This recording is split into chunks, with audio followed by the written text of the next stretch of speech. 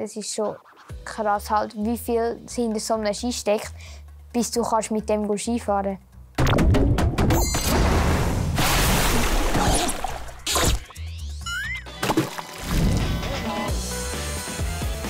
Heute baut die Kinderreporterin Olivia einen Ski.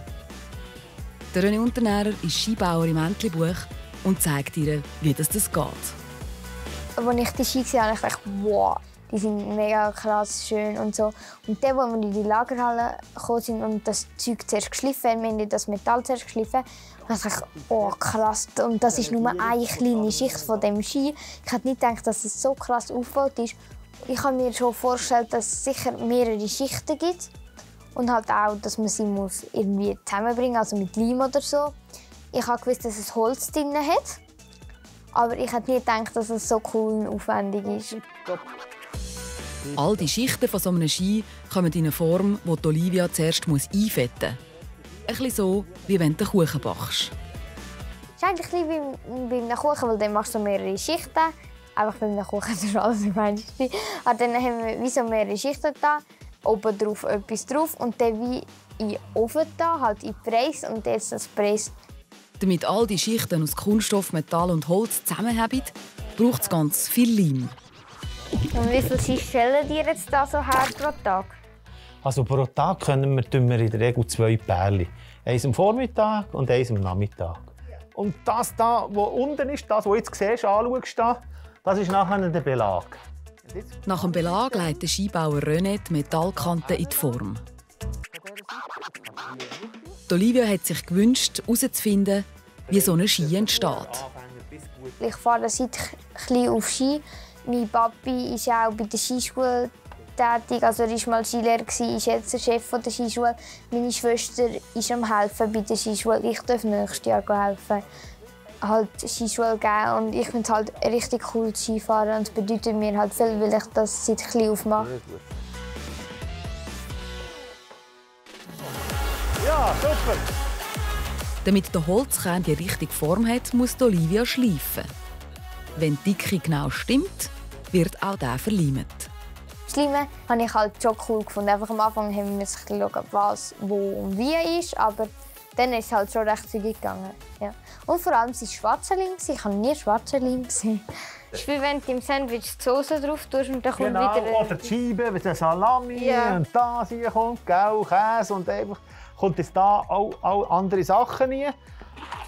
Und nachher wird das gepresst und das ist beim Skibau ist das der beste Bau. Alle Rennski sind so gebaut.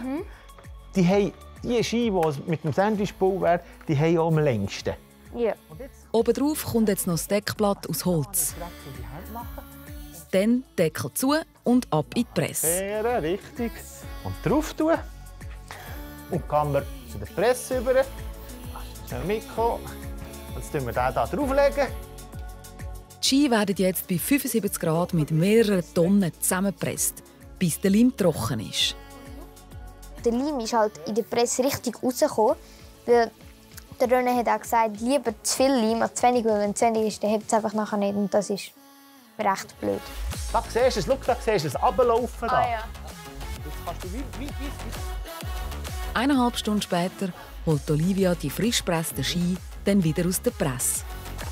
Jetzt nehmen wir den raus. Also Ski aus der Presse rausholen, das ist so am Anfang gar nicht so vorstellbar, dass das so krassen Druck gegeben und dann die nachher auszumachen und halt den selber zusammengestellten Ski eigentlich wieder rausnehmen. Das ist schon ein cooles Gefühl, weil du denkst so, boah, der Ski und der hat so viel Arbeit dahinter und der ist jetzt einfach gepresst und jetzt so fast fertig eigentlich.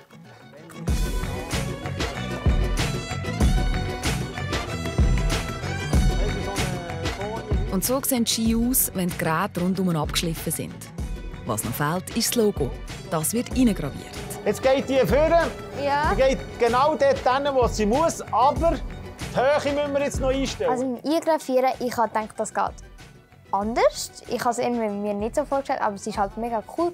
Und es geht halt auch richtig schnell.